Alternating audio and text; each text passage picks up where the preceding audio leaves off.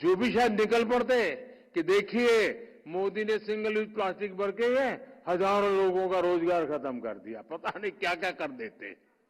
मैं उनको भी आभार मानता हूं कि उनका इस बात पर ध्यान नहीं गया। हो सकता है इसके बाद चला जाए। साथियों, इस आंदोलन में हमारा फिल्म जगत भी पीछे नहीं रहा। कमर्शियल हित के बजाय फिल्म जगत ने स्वच्छता के संदेश को जनता तक पहुंचाने के लिए फिल्में बनाई इन 10 सालों में। और मुझे तो लगता है कि ये विषय को एक बार करने का नहीं है, ये पीढ़ी दर पीढ़ी हर पल हर दिन करने का काम है। और ये जब मैं कहता हूं तो मैं उसको जीता हूं। अब जैसे मन की बात की याद कर ले अपन, आप में से बहुत लोग मन की बात से परिचित हैं, देशवासी परिचित हैं। मन की बात में मैंने करीब करीब 800 बार स्वच्छता के विषय का जिक्र किया है।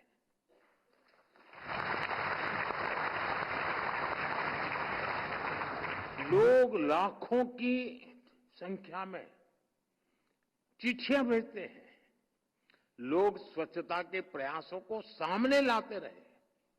साथियों, आज जब मैं देश और देशवासियों की इस उपलब्धियों को देख रहा हूं तो मन में ये सवाल भी आ रहा है कि जो आज हो रहा है वो पहले क्यों नहीं हुआ।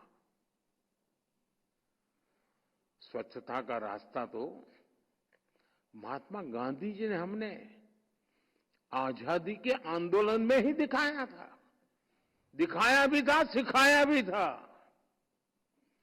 फिर ऐसा क्या हुआ कि आजादी के बाद स्वच्छता पर बिल्कुल ध्यान ही नहीं दिया गया।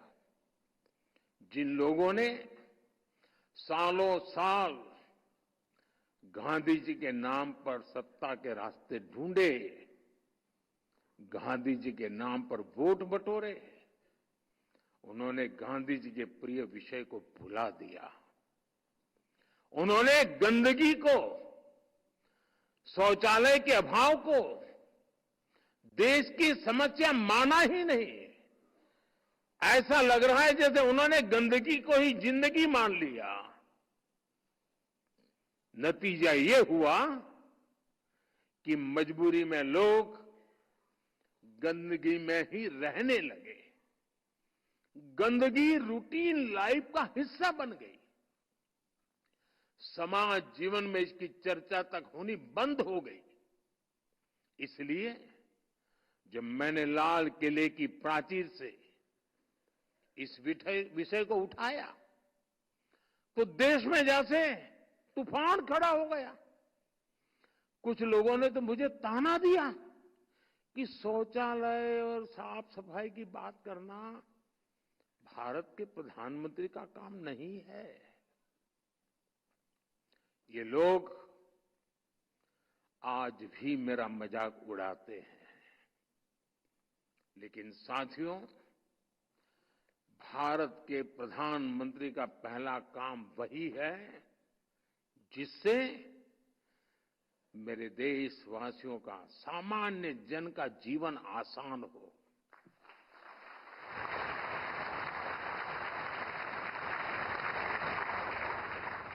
मैं भी अपना दायित्व समझकर मैंने टॉयलेट्स की बात की, सैनिटरी पैड्स की बात की, और आज हम इसका नतीजा देख रहे हैं।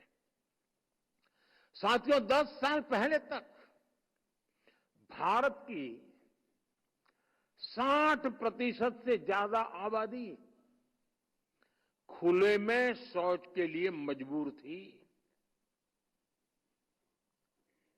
ये मानव गरिमा के विरुद्ध था। इतना ही नहीं, ये देश के गरीब का अपमान था। दलितों का, आदिवासियों का, पिछड़ों का, इनका अपमान था।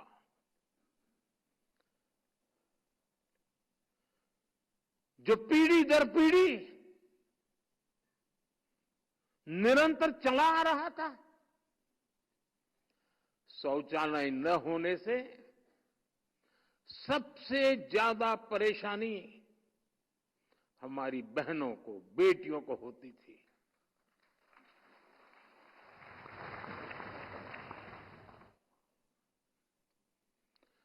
दर्द और पीड़ा सहन करने के अलावा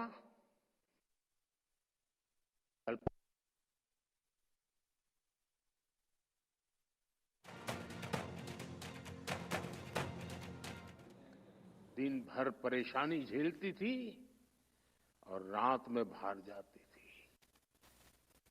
तो उनकी सुरक्षा से जुड़े गंभीर खतरे होते थे। या तो सुबह सूर्योदय के पहले जाना पड़ता था, ठंड हो, वर्षा हो,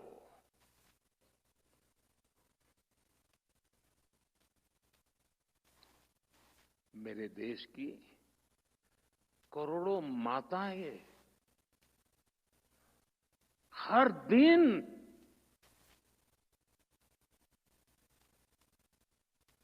इस मुसीबत से गुजरती थी।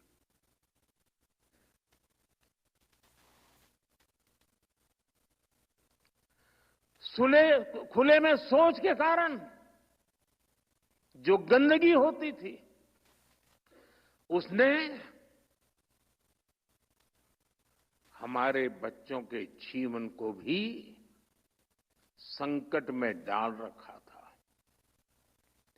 बाल मृत्यु का एक बड़ा कारण ये गंदगी भी थी।